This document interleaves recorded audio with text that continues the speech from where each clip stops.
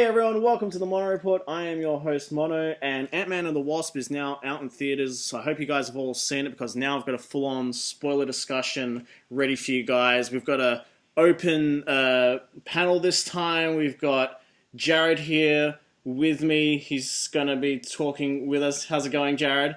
I'm good, man. So? I'm doing very well. And with us over on Skype, we've got Vahn. Vahn, how's it going? Yeah, how's it going, everybody? Good to be back. Good to be back. Good to have everyone here. So, of course, yeah. So we've all seen Ant-Man and the Wasp. I've seen it a couple times. Jarrad, you've seen it once. Yeah. Vahn, you've seen it a couple times, right? Yeah, twice. Yeah. Yeah.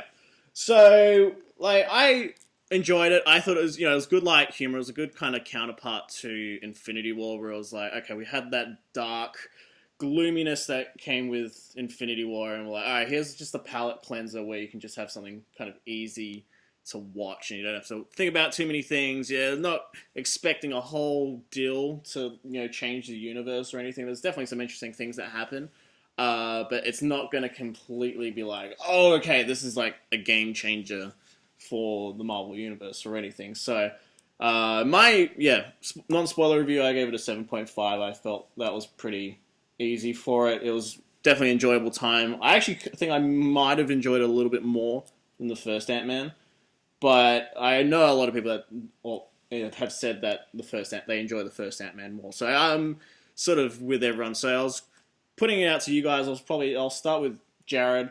What do you think? What was your kind of general? I didn't mind it. It was one of those kind of that's the word going.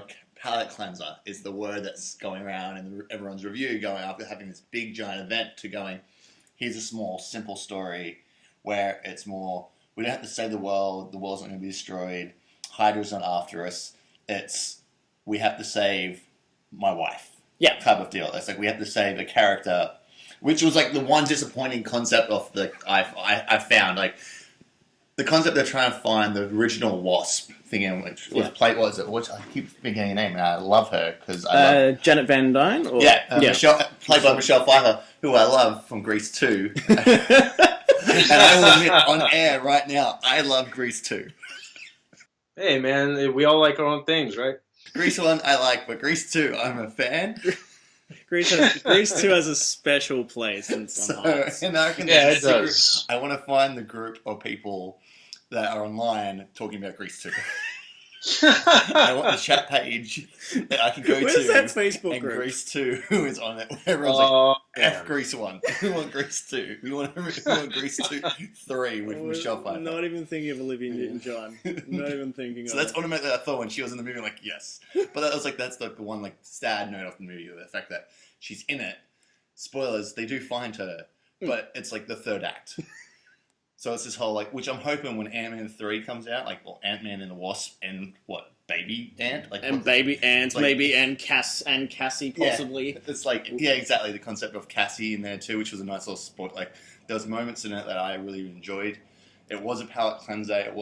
I feel the Ant-Man series, you don't have to watch any of the other stuff. They'll mention things, which is a nice little, if you're a fan and you're watching all of the other stuff, you're like, oh, I get that. But if you're not watching any of the stuff or the connection bits and pieces, you don't have to. Even the start of the movie opens up with, here's previously an Ant-Man. This is what's happened. It's like a little refresher, on the last episode of the MCU. If you missed friggin' episode 4, it's okay. Here's what happened. And that's the sad thing. They're going to have to start doing that soon. Well, that's where I think, Vahn, you enjoyed the movie. Yeah, I very much did. And, definitely right with those comments there. I said in my initial review that it felt like a filler movie until Avengers 4 comes out.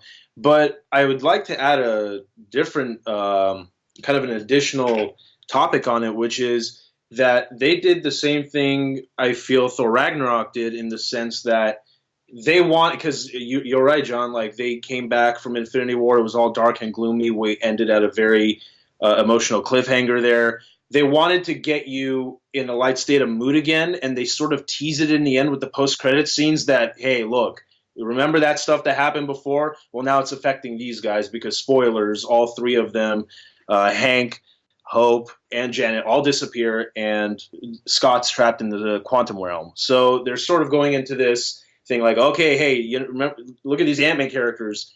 They're not even safe. So they started to play this idea that you enjoyed these laughs because coming next year, these guys are going to be in peril too. So I thought it was a smart move there. Yeah, because that's where some of the comments I've been seeing sort of circulating online. And I think we're just gonna jump straight into this post-credit scene because this is probably the one thing that people are going to be talking about. Which is the saddest part of the whole movie. Because like it's everyone's such about part of the movie. Yeah. As post-credits, that no one's like, oh, remember this part of the movie? No, we're remembering the last part, which was like not the most important part of the movie. That's what but I it is found. important in regards to the continuity of everything Because else. you've just had a really sort of positive, very light movie, and everything wraps up really nicely by the end. It's sort of back to the Partridge Family theme at the very end, just going back to definitely. Everyone's super happy and everything, and then all of a sudden you've got like this big tie-in to Infinity War. Everyone's been dusted. Janet Van Dyne's been around for a week or something, and suddenly she's gone. Yeah. Like, if she actually stayed in the quantum realm, she would have been fine. Like, that's the concept. We saved her so we can kill her. So this is where it's like, because now this opens up everything for Avengers 4. Well, at least the theory is, until the movie comes out, it's going to be like, alright, so what do we think is happening with Scott? Is he so we know he's trapped in the quantum realm, but we get that little hint that there's a time displacement. You could be caught in like a time vortex or something. That's what Janet sort of lays out for him. So we think, is he? And I think that's the most interesting, because you're talking about this guy who gets trapped in the quantum realm, and I can only assume that he's going to learn things while he's in there that's going to aid the Avengers in 4, because we all know, we've seen the set photos, he's on set of Avengers 4, and the Russos have even said Ant-Man has a crucial part to play in that movie. So I think whatever he learns in the quantum realm, he will bring back to open space and tell everybody, hey, look, I discovered this down there. This might be the key in defeating your villain. Yeah. Yeah, I like that scene, because everyone's mentioned the time thing. I skipped over that. I must have been like half asleep when they mentioned time, because there's like rumors that like because I'm curious how he got stuck down there. Yes, he went down there, but I'm thinking, doesn't he have his like, he can go Giant Man and he just clicks the button like he did in friggin' Ant-Man? Well, I don't know. I don't and he think just gets out of it. Like, that's the fact that he's stuck. I'm kind of on the fence about that. Like, it would be cool that he does go in a time portal and he jumps, because of the rumor of it being 5 years later. Like, Avengers 4 picks up 5 years later. Yeah, that's what I've been hearing Which too. I like, because it means that this is real. It's not like, hey, 6 months later, like it's 2 minutes later, we'll save the problem within a week and then we're good.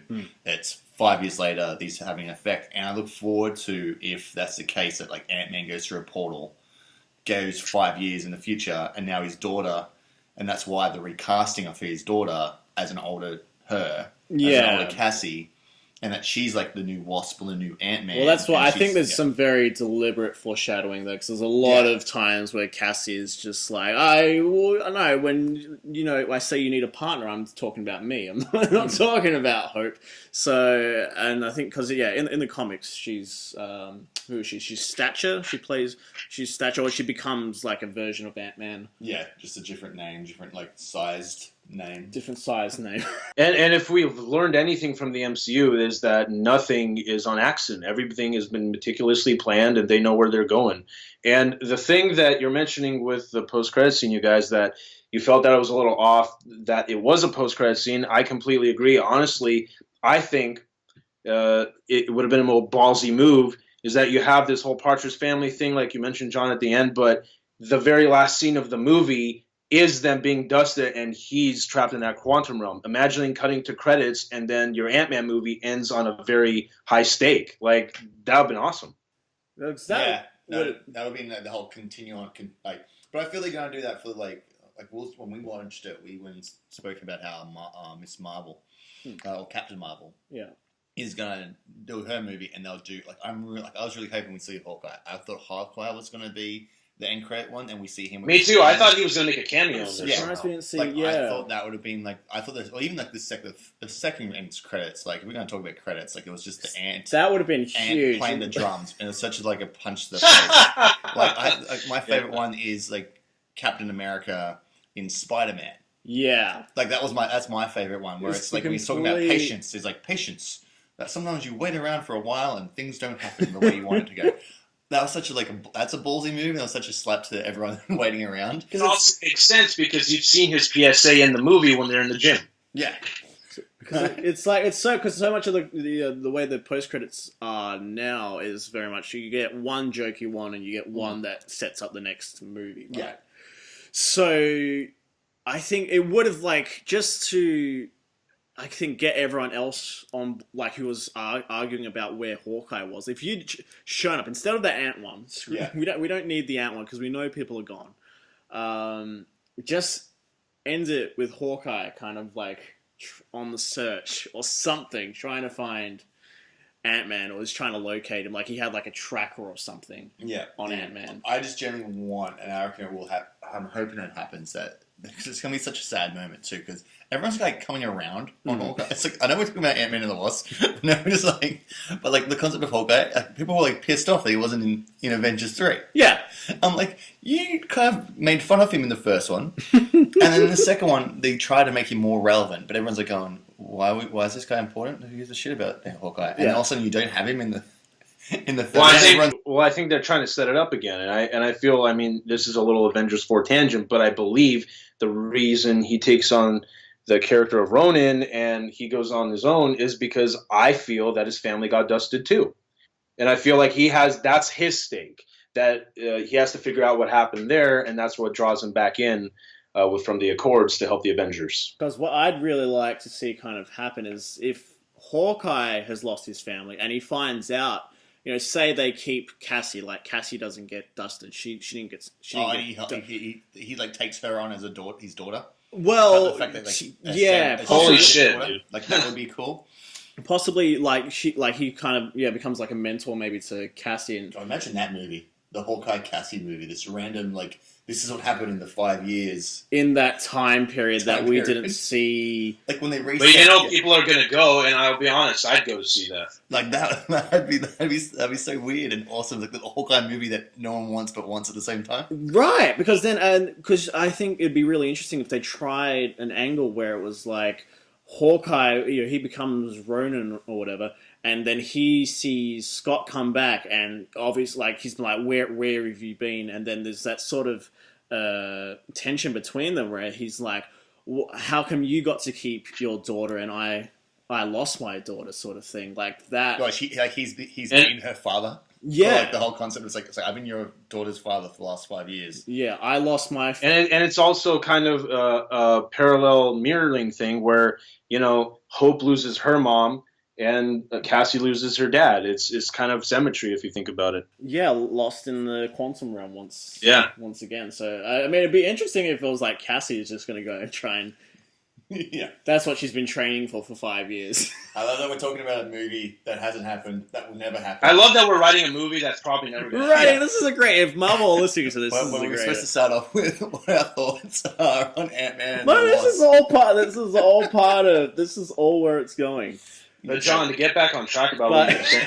The spoilers, definitely. You're quantum leading this. So let's go. All right. Well, let's go. All right. Let's bring it. I think we can agree. That's kind of the big thing coming out of the movie. That's what people are going to be thinking about. Yeah. But if we bring it back to the movie, I think for majority of the movie, I enjoyed it. The third act, I think, gets kind of lazy because I really didn't like the way they wrapped up the Janet Van Dyne situation where suddenly she has magic jazz hands and magic healing. She has ET hands. Yeah. Where she can just go up to Ghost and be she can just touch her on her face and suddenly these movies are crazy. I get it. They can shrink and enlarge to whatever size and it's all bullshit, right? But this is the one thing because I was maybe they're going to try and explain it a bit more. They're going to try and get into the science because they've still tried to put some of the science into this sort of thing to make it more credible, but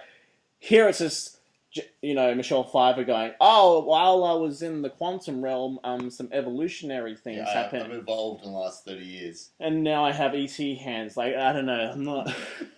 Well, look, it's a suspension of disbelief, and if we're watching a Marvel movie to enjoy it, I can accept that line being enough for an Ant-Man movie. I think it works.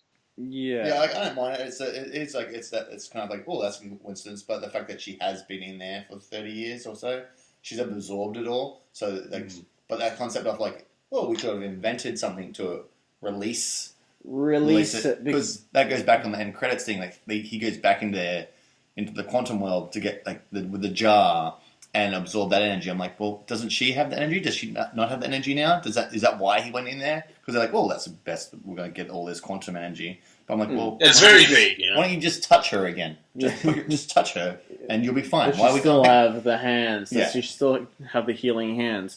That's yeah. I mean, it's that sort of third. Yeah, like that's probably like one of the weaker parts for me at least. It's just whereas I think they could have just gone any kind of way with it because there's not like any sort of suggestion any earlier on that you can use the quantum realm to heal people or anything. Like there's no sort of setup in my mind that that's the case. It's like, okay, we know that it can hurt people and it can kill people. It's the separation of the atoms and all You're that. in and out of dimensions, so therefore you're kind of unstable. So you're like, okay, is it just the reversal of that? Is that what they're trying to get at? And I think I think I would have appreciated maybe just some explanation about, this is what happened. She has the ability to merge those atoms, prevent the atoms from separating over and reattaching. I just wanted more about the quantum world.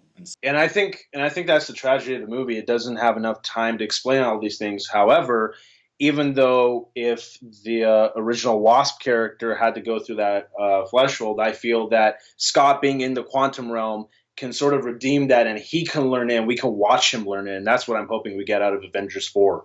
Yeah. It did seem a little rushed in that. It's like, hey, all right, she's stuck in there. We kind of told you what it is, but we haven't really explained what it does. It's kind of like the DC with the Speed Force. Like when the first thing, it's like, Barry can run really fast due to the Speed Force. It's like, okay, over the course of, like even the Flash TV show, like they told you what the Speed Force is, but they've actually opened it up every single season more and more and more about it. I kind of hope it's that, but at the same time, I'm really hoping in the Avengers 4 and Ant-Man 3, it's like, this is really what it is. This is what we're going to get into. Otherwise, because I can't really think of where else these characters can go. And again, I think it falls into the trap of them trying to tease it all, and I feel like, I guess they got away with it a little bit, but I think they teased too much, and I felt like we walked out not really learning anything, and they're expecting us to maybe learn it in Avengers 4 and and Ant-Man 3. So I feel that, it should have been self-contained in the movie, but I feel like I'm sure the Russos and Marcus and McFeely have thought this out, that they're going to explain it enough in Avengers 4 or Ant-Man 3, whoever writes that, to really dive into this. Because, again, that brings it back to the thing I wanted to talk about, that the quantum realm, to me, were the most interesting parts of the movie. I wanted to learn about that world. I wanted to learn what she learned with the 30 years of being there. That was the most fascinating part of the movie for me. Yeah, I think I would have liked to have seen, because I agree, the quantum realm stuff was probably my favorite, because I liked where, I think Doctor Strange really convinced them that they could just go kind of all out there with some of the visuals and everything like that. You could really kind of try and explore things more. And the quantum realm effects were amazing. Amazing effects. And we got to learn a little bit more. We go like, okay, the types of creatures and stuff that are kind of there when you're at that level, and you can kind of interact with it. But it's like, okay, there's these funky micro cows, but like... Well, that's because your thought process behind that stuff is, all right, well, one, how does she live? How does she breathe? How does she eat? How does she get, was there other people on there? Are there other creatures? Has she been there by herself for 30 years? She would lose her mind. So for me, that's going back to, the third act being lazy, where it's just like, we're assuming all of these things through her just being like, I adapted in that time sort of thing, where it's like, I would have appreciated some elaboration on that. I would have gotten a lot more out of it, but I think it's that similar sort of problem that I'm having with the movie, where it's like, I just needed that little bit extra. We believe the concept of she's in a suit, or the concept of Ant-Man. It's like, you have a suit that makes you shrink. Okay, fine, I believe that. But when I make you do this, go to this another realm, you're going to be stuck there for a very long time. I want to know how you lived. It's not like... Exactly, and I think that lends itself because it's such an important part of the plot. And I feel by explaining all of that stuff with her character, I feel it would have improved the plot, made it a lot more fascinating, a lot more emotional. If we saw what she was going through in flashbacks during those times in the quantum realm, during the time in the quantum realm, I think I might have even sympathized even more. I think it would have worked. Yeah, because I think just there wasn't enough time to really explore any of that stuff. So I do hope they put more into it in the third one, because I think we need just a bit of that context there, where it's like, oh, all right, okay, this is what she went through, because it's like there's just so much that just happens. Like You're supposed to buy it. and you just sort of expected to accept it and everything. Like the antenna, like great scene, with like Janet Van Dyne going into Paul Rudd's head. Yeah. And him, You're like, how does that supposed to work? Is the fact that he went down there, so now we're humanly connected? Like, okay, you're humanly connected, but why? Like, it's just one of those, okay, I'm going to buy it. It's just like any television trope. Like, when you watch The Flash, and it bugs me all the time, where it's like, hey, we have this villain. Don't worry, I'll just make up some random piece of equipment in like 12 hours, and we're going to beat the guy. Yeah. It will be fine, and we'll move on to next week. That's where that's those few times where I sort of drew parallels to like the Flash TV show, where we've come up with this thing that's going to resolve the plot. Yeah. And like to me that's what Magic Hands is. To me that's what the Magic Hands are. It's just that one. It's like if the Flash TV show was like, all right, Barry has magic hands that can. There's a line in the movie, and thank you for smoking, and it's got Aaron Eckhart in it, and he's like a personal debater, and Paul Rudd's in it in a moment. They're talking to a film producer, and they're like, "Oh, we want to introduce smoking. We want to get smoking to look cool again. So we have this movie like with Ryan Reynolds in it, and he's going to be in space, and he's going to be smoking away." And it's like, well, can't you like oxygen? You'll die. It's a simple piece of dialogue. Oh, thank God for the blah, blah, blah device, and now we can smoke in space. So I reckon that there's a lot of moments of that in Ant-Man, especially the third act. Oh, thank God for the blah, blah, blah, blah. We're now saved the day. It's Well, I think the thing that the movie fails from, and I think this jumps into also another topic, is that the movie spends so much time, and this is my flaw of the movie spends so much time wasting time, actually, with two chases from the FBI to Scott's house. And I feel I feel they overdid it too much. And I felt like if you could have just cut down the city chase, the San Francisco chase a little bit, and made it more personal, I felt like you could have saved a lot more time and inserted a lot more quantum realm stuff. Because honestly, I'll tell you something, that Walton Goggins character, Sonny Murch, man, like he shouldn't have come back after that first fight. I think he was a waste. I feel like I got nothing out of that character. Yes, they want the device for profit or whatever, but I found it a lot more interesting that Ghost and Foster wanted the device rather than them. So I feel that they wasted so much time with unnecessary sequences that could have been dedicated to more education on the quantum realm. And I don't know. How do you guys feel about it? I feel the same. I mean, there's a lot of subplots in this movie that never got solved. They're all very quickly kind of wrapped up. It's like, okay, it was funny. I mean, like I enjoy Randall Parks. He was the FBI guy who kept coming and who was trying to learn the magic tricks and all that sort of thing. But I thought it was too much. I think they dedicated too much to that character in that whole FBI sequence. I mean, I appreciate this movie. It's very much more Peyton Reed's movie. He didn't have to worry about, because the first movie is it's half of that movie is Edgar Wright's. It's still sort of the stuff. Even though Peyton Reed directed the whole thing, Edgar Wright made the concept. He solved all the issues. It's kind of like having someone solve the issues for Aquaman. How are you going to how are you going to kind of breathe under the water? How are you going to do that? And like having all the leg room and hard work to go, okay, this is how they shrink. This is what it looks like. This is what we're going to do. And then he came in there and he directed the movie where it was already done. And it's just like, because this time he could develop it and actually work the stories and stuff like that. Because Edgar Wright's a very, very specific style and voice and everything. Peyton is his own sort of thing. And so this time, I appreciated that he got to just make his own movie. But you still think it had a bit of Edgar Wright in it? I like the fact that I think because Paul Rudd came back to help with the script again, so I think it sort of carried over. But this time the humor was much more Paul Rudd's sense of humor, which I liked because he felt more comfortable.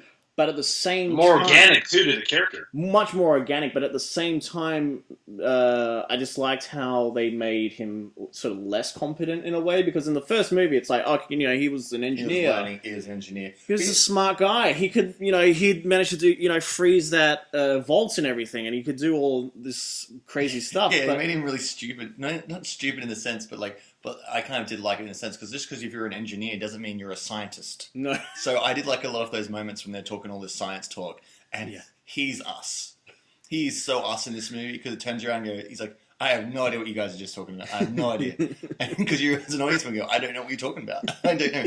And I feel like the first one, in the first movie, he's thrust upon this, task. He has to be Ant-Man and save the day. And I feel like in this one, it's more about, well, can he earn that, and can he be his own hero, sort of? He's not trying to copy Hank. He's not trying to do anything else. He was trying to be his own guy. And I think that post-credit scene with him risking his life to go into that quantum realm, I feel like he's accepted the mantle that he has to carry. Yeah, that's it's like kind of in the sense of his story arc or anything from the first one. Yeah, he's a con trying to be a good dad, and he gets thrown in this world. And then the second one is he's still just trying to be a good dad, and but the stakes get higher when you're a hero, and he has to sort of cope with that. Which is what I look forward to seeing him in Avengers 4, because he's now going to be on a massive scale where it's like, okay, you're still kind of he kind of feels like an older Spider-Man to me, where he's just trying to do his own thing. He's not trying to save the world. He's not trying to he's actually not doing hero stuff. He's not going out to fight crime. He's just literally going with the punches. You think of it like this movie, which sort of starts 2 years after Civil War. We're still sort of dealing with that, and then at the same time, all the Infinity War stuff is sort of happening, I guess, kind of in parallel, or at least part of it is in parallel. Well, what I got from it is that while that the third act sequence is going down, everyone's fighting in Wakanda. Yeah, that's what I felt too. Or not even. They could possibly, because it depends. You're not sure when the movie ends and when that post-credit scene happens. Well, that's how I saw it, though. It feels like it's a couple months later. In a sense, stuff she's been around. It's debatable. They don't really. They don't touch that. But Thanos' threat is happening during that point, I feel. Yeah. Because at the same time, you're kind of like, all right, well, here's Paul Rudd, and so that dusting is happening, but I'm still like, wait, they didn't even try and reach out to him, because now we know for sure that Ant-Man was totally available before all of that. Yeah, well, that's what I'm saying. They have to, and that's the continuity right there. If that's the case, where it's the dusting happens because they reach out for him. It's not like Avengers happened in a month. No. It happened in 3 days. Sure. If that, even a day, really. Now, these events happened in a day. They said we try to go for Ant-Man. He can't. He has house arrest. We do the movie. He's on house arrest. But then the dusting happens when he's off house arrest. So that's where it gets complicated. I think something's happened. But they just kind of... Well, I feel like maybe them saying he was on house arrest was just the cover-up, maybe. Yeah. Because because they say, he had... At the start of the movie, they say he has 3 days. So 3 days to figure out. Yeah. Then his house arrest is over. So either... Again, I feel like that final dusting post-credit scene would have benefited being into the actual movie than a post-credit scene. Yeah, because it just generally feels like it's time gone by. Yeah. The fact that they're on the roof casually, they've made the thing into the car. They couldn't have done that in a day. Stuff well, they could have, because they can just shrink anything these days. Which I did enjoy the concept of the building throughout the whole thing. Yeah. That was nice. Because I do like those movies of now you've got the piece, now I've got the piece, now they've got the piece, you got the piece. But you are right in regards to the concept of Walter Gargan's character. I do I've met the man on a job I worked on, and he's really intense. He is an intense guy. He just wants to get in there and work. There's no let's chit chat. No. So it's always really weird when watching him do these characters when he's kind of a little bit flamboyant. Well, because this is a complete comedy. Yeah. They use him the doink when Paul Rudd flicks the gun gets me. Flicks and stuff like that. But you are right. I reckon we could have knocked his character out. I didn't like the fact that my boss would be very pleased. I wonder who your boss is. like if you're going to see that line, your boss is going to be important. Yeah. But we never find out who, and it's like, okay, no worries. Like, I would have liked We're that not going to learn about he that was in yet. there, and then she says no, and she gets away, and then they hire the ghost to steal the piece of equipment. And she's like, okay, I'll do it, but she's actually doing it for her own secret means. Yeah. Right. So that would have been cool. That's how they could have incorporated that a bit better. But the only reason they're there, and I remember a reviewer saying it, and I agree, and it was so Ant-Man and the Wasp can kick some actual ass. Because if they're punching FBI agents or killing them, it's like, dude, they're just trying to stop you. Yeah, you're killing some where if they're mob, cannon fodder to if they're mob bosses or they're bad guys, that's like, okay, you can kill them, that's fine. It's like if Batman the police tried to stop Batman and he killed them. You're like, oh, dude, what the... One, you're pissed off that he's killed someone, but two, it's crossing the line. It wasn't even a mobster. You just killed a cop who was just doing his Good job. guy, yeah. So that's why I reckon they're there. They're there so they could be used as like beating up material. Yeah. The end. So, but it was weird that in the sense of like the cops are after, like FBI's after them, the mob's after him, then Ghost is after him. Yeah, because I'll ask you, Vahn, how did you find Ghost? Because I mean, like, she's like, even though we're getting sold that she's like the villain, but she's not really a villain. She's just more of an antagonist, and I think we'll probably see her spun off into something later on, or like into her own sort of as a Winter Soldier-esque move. I think we might, because what now? The fact that she's now able to be part of the world again, and she has no powers. It's like, how would she? She just has assassin skills. That she's got the assassin skills. She can fight. She can be. I love that, and I love the idea that they kept that character around. And yeah, I definitely agree. This is a character who's become a victim and wants to do anything in her power to erase the problem she has. And I feel like, yeah, I sympathize for her character. I really do. Like, you know, it's your standard not mustache twirling villain. It's your character that you want to sympathize with, and you do for a good amount. And I believe that her relationship with Lawrence Fishburne's character, Bill Foster, is really good too, because you see it through his eyes about how he wants to help her, but he's also realizing that she's going too far and becoming insane in the process of doing this. So yeah, I mean, we've seen a character like Ghost before. We've seen many characters do whatever they must to fix their problem, and it worked. I definitely think it worked, and yeah, I thought Hannah John Kamen did an amazing job. So yeah, I thought she was fantastic. Yeah, in regards to like all the because you know how like occasionally it's like here's the billionaire or he's like say like Iron Man 1, right? Yeah.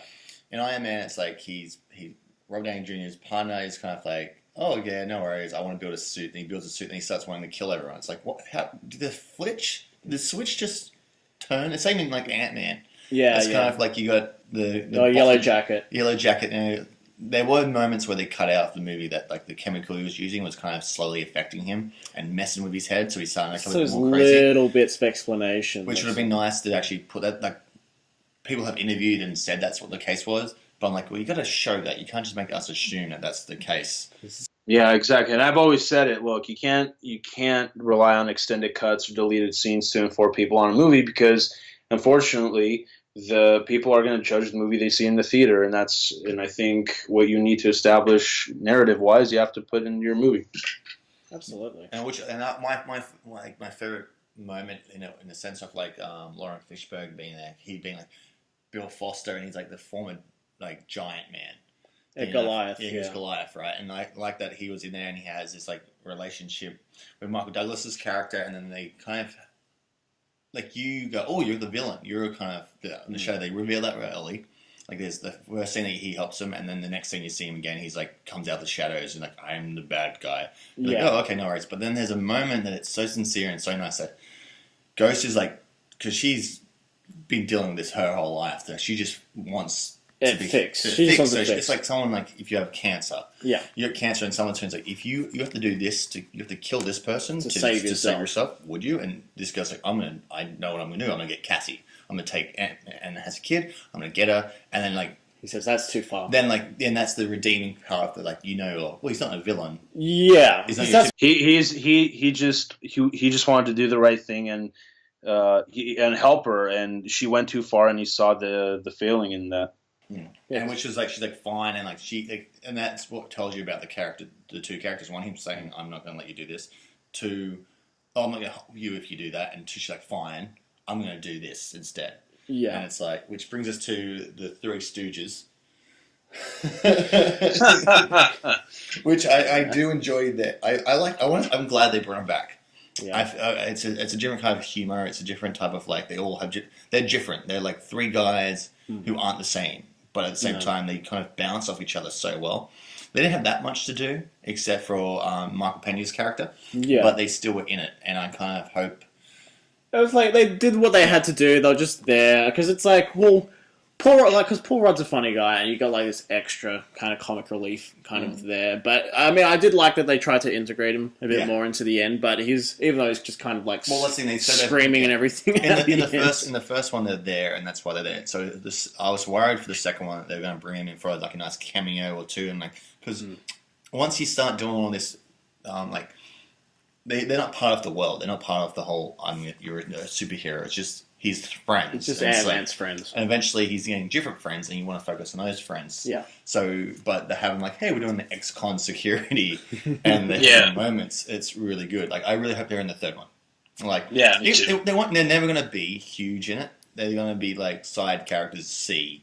But they're Scott's friends, and they go along for the ride if something goes down. Exactly, and it's like Michael Pena's like the lead of those side friends. But at the same time, it's like it's cool that they're kind of just there. Yeah, because I still enjoy that we still got like one of his stories, one of Louis's stories in the movie. Because I think I reckon was the best one out of the two movies. That was the best one. I really enjoyed this story because I loved how much Paul Rudd got into it. Well, we haven't even talked about the scene. I mean, you're talking about Paul Rudd doing his lipping. How awesome was the scene where Janet is speaking through him?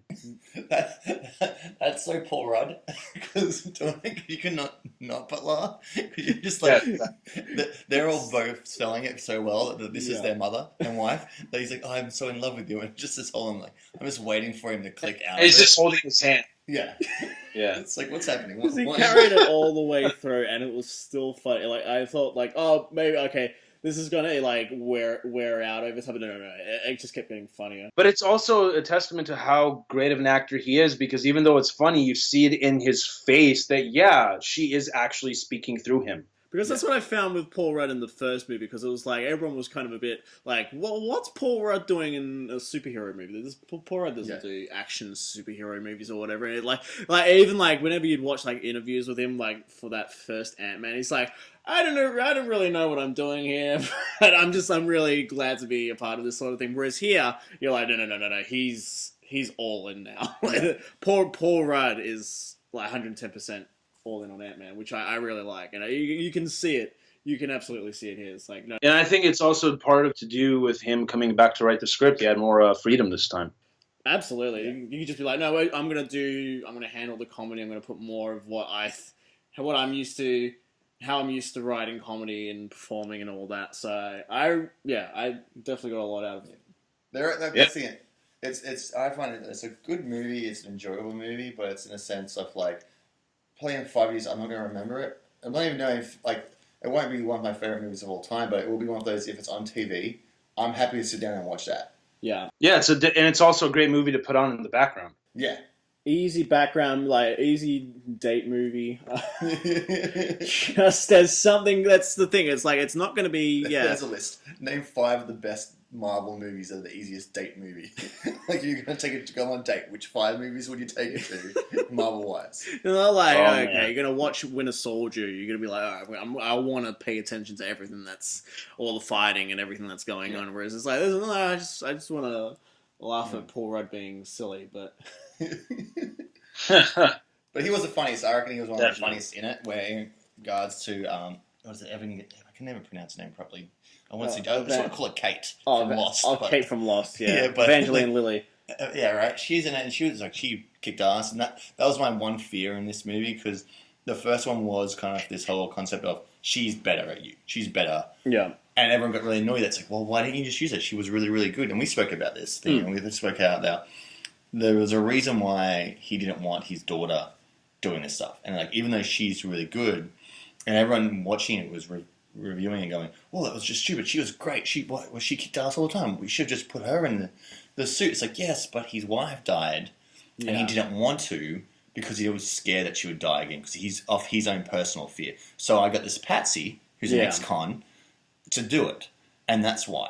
And so yeah, and how awesome was it to open the movie with that prologue explaining that very thing? Exactly right. And then it jumps into this one, and she's kicking ass, which is so great. She's so more intense than he is, which is good. But also, I was really worried that what they were going to do was how I was trying to say that she's better than him. Yeah. Or he's kind of. I was glad it was very much an even play. It was an even playing field. That they bounced off each other action-wise very well. That they actually showed that they've been actually doing this. It wasn't this whole, we got to learn to be partners. It was, we were actually, after Ant-Man, we spent we were trying it. Civil War happened, we were already doing, she even mentioned in the movie, she goes, we were partners, we were friends, and we trained together. We trained together, we did other things together, it's which just shows that they actually had a relationship, and due to the events of Civil War, they lost that again, and she's it's they felt betrayed, so it's this whole kind of you were part of our family, and now you've left us, and I like that. So therefore, you can have that sexual chemistry,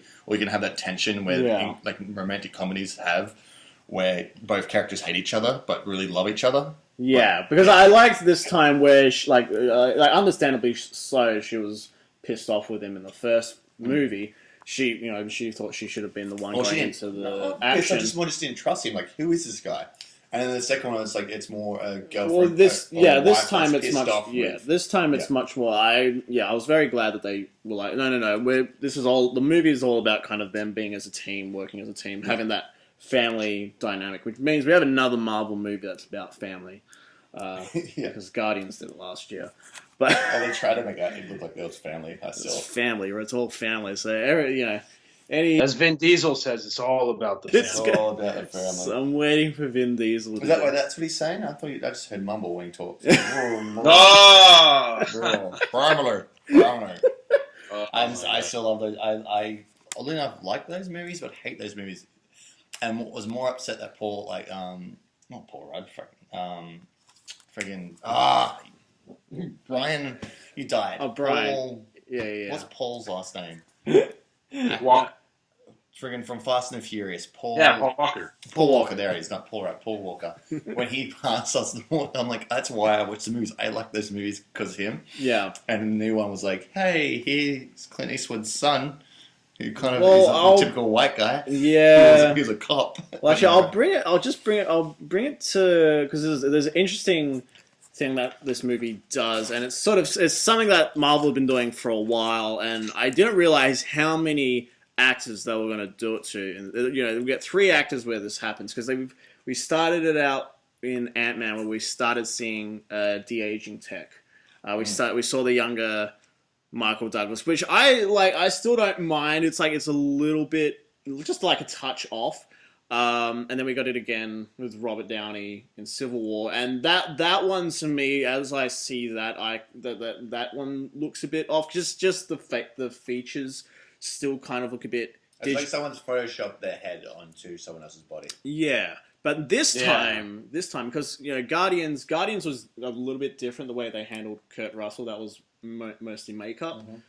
Whereas this time, I honestly couldn't tell if it was CG. Yeah, and again, that's why I don't blame these movies doing the de-aging tech, because we know they're going to get better and better, and wow, look fantastic on both Michelle Pfeiffer and Michael Douglas. And even Lawrence Fishburne gets a moment as well. And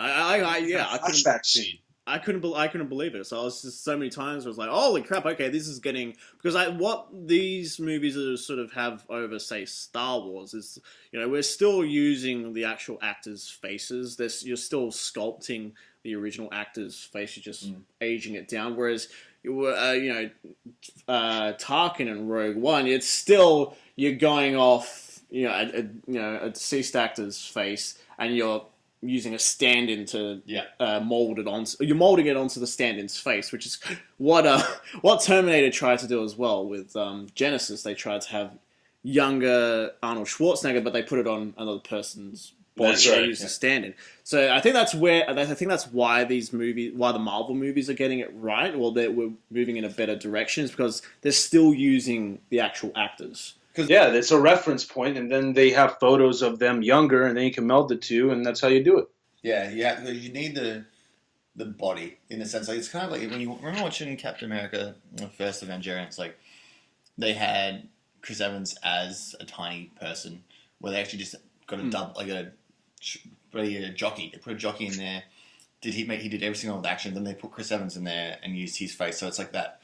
If your actor was alive, this technology is easier because they just get both people. Because you can't have someone's like Lawrence Fishburne. When we had that, I don't think that was him doing it, but also I reckon they had another double too, because you have to have a body. The body has to kind of look right, and then just merge the two over. Yeah, that's right. Even but Michelle Pfeiffer looks. She just looks good body. She doesn't look. Put some clothes on her, you put makeup, because they said it's practical makeup and also visual effects. Yeah, so I think Michelle Pfeiffer. That's why she looked much better. Even if you look at Michael Douglas, he was kind of further more back. It wasn't like he's a close up on his face. Some more in the shadows. A bit more dark. Yeah, it's more out of focus. Like if I get this on DVD and pause it and zoom in, I reckon I'm sure. Yeah, you could go. He kind of stayed away from it, where it's like, all right. Because I remember, especially. I'm hoping like Star Wars takes notes from Marvel from this, because I'm like, especially if they ever do anything with Leia again, if they try and touch Leia, de-age her again. Well, that's why I'm keen for the Irishman thing. Yes. When you got Daenerys, that to me is going to prove where the technology is. Because we've got next year we've got we've got the Irishman. That's going to be Pesci, De Niro and Pacino, all three of them are going to be DH for the entire movie. While but is that what they're doing? DH for the whole. But, yeah, I thought they were doing like how they did. But it'll be flashbacks, but they're kind of expected for the whole. Whereas Captain Marvel is going to be doing something similar for Samuel L. Jackson and Clark Gregg. Well, the whole movie they're going to be DH'd. The whole movie, which is crazy to me. So I'm thinking how much are we actually going to see? But if you look at those actors, go back 20 years. They look the same. And also, we could also put into mind that movie has had pre-production for a long time, so they've probably been working on that stuff way before, trying to meld all the younger faces. They've been probably working on that CG work way longer before the movie was even shot. Yeah, I wouldn't be surprised, because especially, Sam Jackson, Sam Jackson looks like Sam Jackson still. But you just have to make him look... Because he does have a more rounded face these days. Where if you look at him from Die Hard 3, he's a lot more thinner in the face. He's got more hair and everything. And but at the same time, you give him two eyes and hair, and you can say it was in the 90s. No. So that's right. But that's what they do. Also, they're doing that more and more with Marvel movies these days, where it's saying these things happened a long time ago, which comes into that forefront of, well, if this happened 20 years ago, where has this character been? You have to explain when they've been. That's some of the issues that people are finding with Ghost now, is if this character was with S.H.I.E.L.D. for so long, then where was she in Winter Soldier? Because obviously she would have been employed by S.H.I.E.L.D. as that Hydra, or Hydra. But as we know, so how come they didn't send Ghost out to get Captain Winter Soldier? Why was it?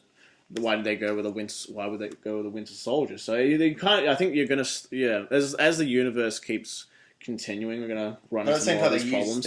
Out of their assassins list, Winter Soldier was the closest and more available, and why don't we just use this guy because he's fought Captain America before, so in a sense he's his friend. So if you could use that against him, if I am going to be picking my assassins, Winter Soldier is up there because it will have a mental thing on Captain America. At the same time, I'd kind of be the opposite of that, because I'd be like, well, why would I send an assassin out that has a purpose, an actual personal connection to the guy I'm trying to kill? Why not just go with someone who's got no allegiance, or no allegiance, no allegiance, and can flash vibrate your hand into your chest and kill you? Yeah, I mean, Michael Douglas got one through the neck, so. Yeah.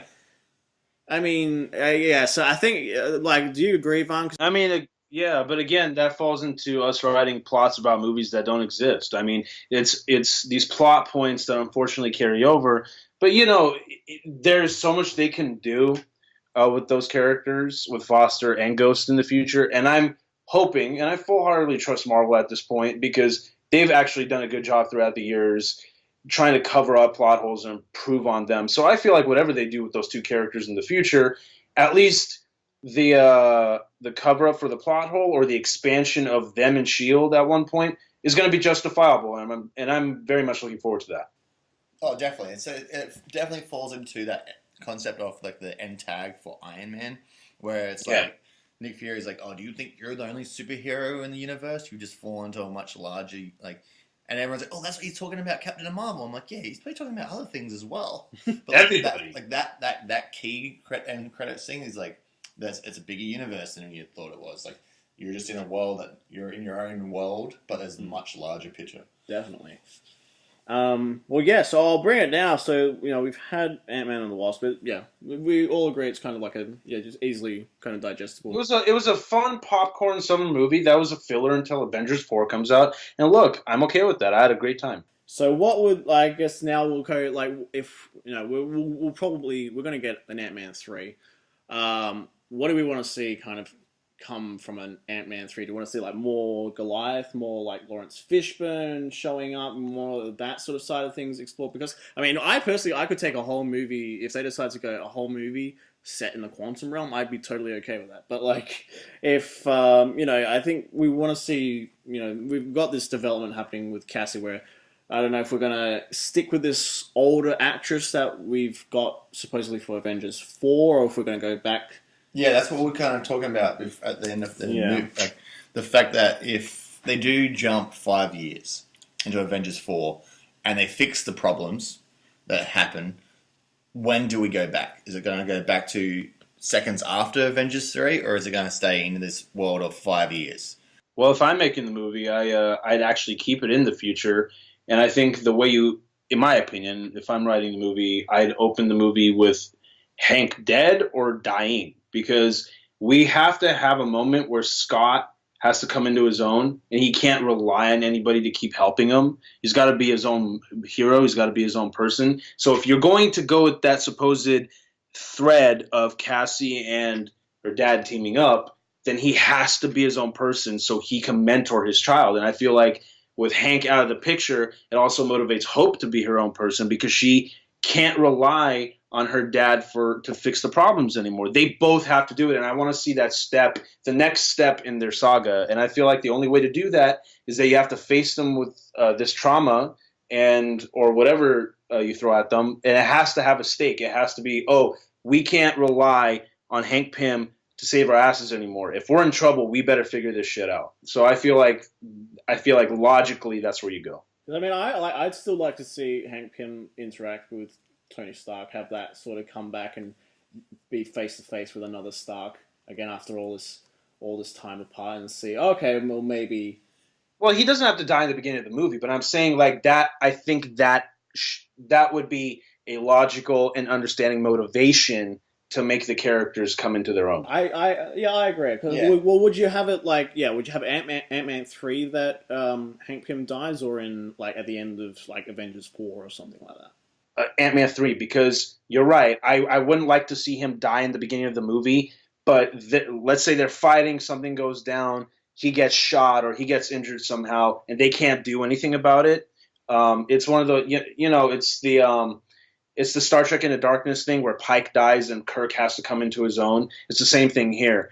He dies, they have to come into their own. They basically avenge him. So whatever happens in the movie that results in his death, they want to avenge him.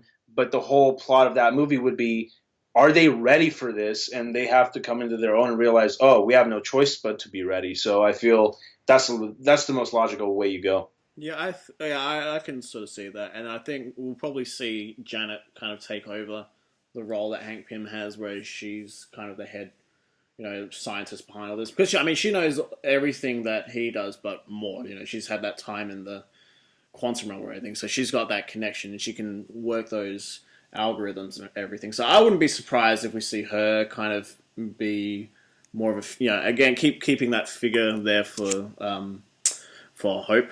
So that's right.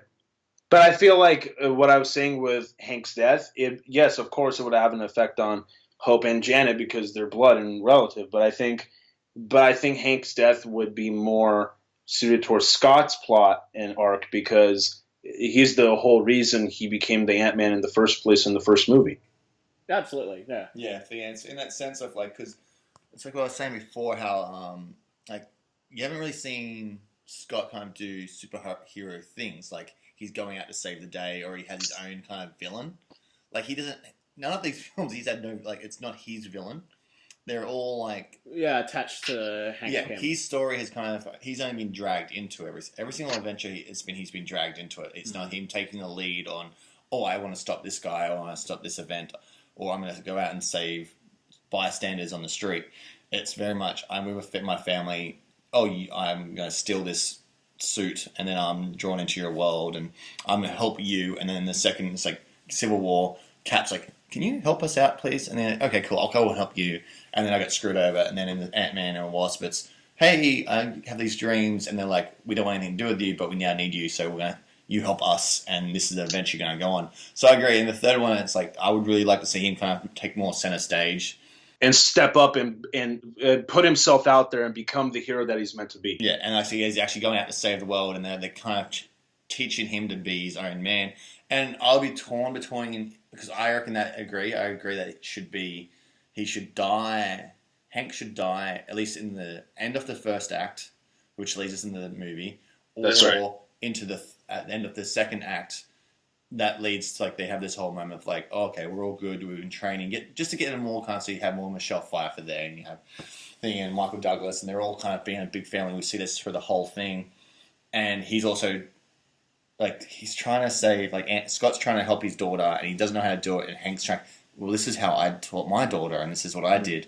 And they okay, and then you kind of have this, like, father figure teaching his son how to be a dad, and then it's like, okay, then we have that, and then he dies, and then it's like, okay, and then we get to see him live up and step up to him dealing with his daughter being a hero, or him trying to kind of be his own man in the third act. And that's right. Which would be good and it'd be a nice little arc. It's kind of like Odin in the third Thor. Oh, Odin dies, and it's like, hey, I'm here, but I'm not really here, but I'm going to teach you some stuff, and then eventually we're going to see you do your own thing. You're bigger than the hammer. Like Thor was, like, his dad dies. Because at some point, you have to stop receiving help and do it on your own. Exactly, and that's the thing, and it's like, all enough thing, Odin did die at the end of the first act, and that leads into Hela. So it's kind of that same thread in Ant-Man 3. Yeah, sorry. So I'd like to see that. That'd be cool, because that's the thing, at this stage, I like Scott Lang. I like the person due to Paul. And to make him relevant and to make him an exciting character, you have to push him into new directions. You have to face him with stuff that A, he doesn't want to face, or 2, he wasn't expecting. Yeah, because he still kind of seems very not grown up. And it feels like he's taking all this for granted too. Yeah. He's just like, it's just been thrust in, and he's just going to make the best of it. Yeah. So I'd like to see him where it's kind of like, he's your villain. Because that's the thing, like, he still had he doesn't have any villain. None of them. He doesn't. For a man who has his own title, he doesn't have his own villain. So he just has people he fights, but they're not connected to him in any way. I think something more personal, Yeah, that's the thing. His villain should be at least something personal to him. Like, even the fact that you could take his daughter and she turns into something like, villain. Well, you bring that up, and I don't know if this would really be a character issue that might go down based on what we've seen in here, but what if in the sequel, again, writing our own sequel, what if in the third one, Bill Foster has a change of heart and he's the one who kills Pym? And what if Bill Foster yet again becomes a villain? And yes, I know we'd like to see another villain we haven't seen before, but I feel like his story isn't over. They kept those characters alive for a reason. So I feel like in Perfect World, Foster's the one that kills Pym out of a personal vendetta, and we've sort of seen that go through the storyline for Ant-Man and the Wasp. They were once partners. They did something they didn't agree on. They split apart, or at least we come to realize that Hank fired him. So there's always going to be that personal vendetta. So I feel like if there's somebody personal to Hank that kills him or causes something to happen to him, I feel like then Scott has more of a personal battle with this person, Yeah, I definitely feel like, because you've got that thread of all these people that have either worked with Hank at some point that are turning against him. So I think we'll see that thread continue into the. And it's quite interesting to see Foster turn against him. The Starks even left him. Or he left the Starks, and there's always this. It seems like there's always this curse with the Pym family that something always happens that drives them away from their associates. Absolutely. Well, with that, I mean, wrap this up here. I think. Is there any sort of final thoughts, Vaughn, that you would want to leave on Ant-Man and the Wasp? Just any last things you want to? Yeah, man, if you're going to go and enjoy a fun summer movie, hopefully you've seen this if you're listening to this spoiler discussion, but hey, look, if you're in the mood for a fun summer popcorn movie and just to see another Marvel movie as a filler to Avengers 4, it's not the worst Marvel movie ever made. I think it's quite fun. I walked out getting my money's worth. It was a lot of fun. I had great laughs. It's a great time at the theater. I definitely think you should go watch it. And I'll say this, definitely seen in IMAX because those quantum realm stuff and the shrinking and growing stuff still looks magnificent. So check it out. Perfect. So we've got the IMAX plug. And Jarrad, any other final thoughts on the movie? Not really. No, I think like if I had to review it out of anything, I'm trying to figure out what my review system should be. Like I was thinking, like everyone has 5 stars, or it's like 5 little heads, or 5 chocolate balls, or whatever they want to call it. Yeah, Roger Ebert, 2 thumbs up. I was trying to think of it's like there's like the high, actually spend your money, go to the cinema. Yeah. There's like buy the DVD, get it on Netflix, download it. Like downloading, it's like we're going there now. Those volumes. Like it would be the top one. It'd be like go see this in the cinema. Like if you don't need to watch the 20 other Marvel movies, like you're gonna have. Even if you don't like superhero movies, go and see it because of Paul Rudd. Because it's a good comedy. It is. You will laugh. You won't cry, but you'll have a nice time, and you'll be glad you went and saw it. Absolutely. Yeah. No, I think it's definitely it's very just an easy one. Like I'm sure this movie will go on Netflix at some point, and it'll be an easy kind of Netflix choice for people to flick to and that sort of thing. I think that's what it's going to be. It's just what it's designed for. It's just here. Palate cleanser from Avengers. Here's just something easy you can sort of deal with. Everyone's going to be looking at Captain Marvel as sort of the next real film that's going to be full on non-stop. Yeah, that's going to be a very deep, emotional movie that again leads into Avengers 4, and I feel like that's the movie that you want to commit to, and I feel like we're all looking forward to that. Absolutely. Well, thank you guys for this pretty fun panel. I think we've done it pretty well. Yeah, it's been a fun ride. So we got I think we've done this pretty well. Jarrad, you don't have a social thing for people? I don't have Twitter. I don't have Instagram. I have Facebook, and if you want to try and get me on Facebook, you can't do that either. Oh boy! Right, well, Vahn, I'll pass it to you. For folks at home that want to find you, where can they grab you? Twitter and Instagram at ImAFilmEditor, and a lot of up and coming projects coming out. It's going to be a lot of fun. Awesome. Well, thank you so much for listening, guys. Hope you got a lot out of this. We'll have hopefully some more spoiler discussions coming up in the near future. So thank you so much for listening, guys, and don't forget to stay right here for your Mono Fix. Bye, guys.